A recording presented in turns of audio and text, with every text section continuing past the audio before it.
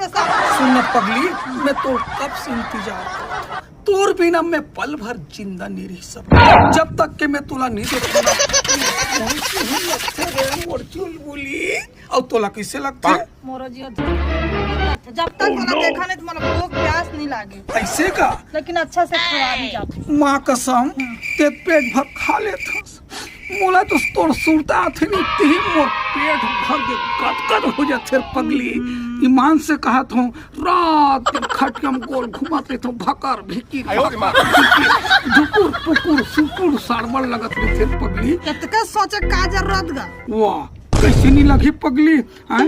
अब तुलत में किथों ते मानस नहीं तो घर वाले बोल देन में तोर से और शादी। दाई दादा मेरे जब पहली बात करता है तोर दाई दादा से बात करो। अरे नहीं पगली ते राजी होबे तोर दाई दादा का कर ही रे। अरे ते बोल ना आज करना लड़की मन अपन मन पसंद से चलते रे मोर डार्लिंग। ऐसे का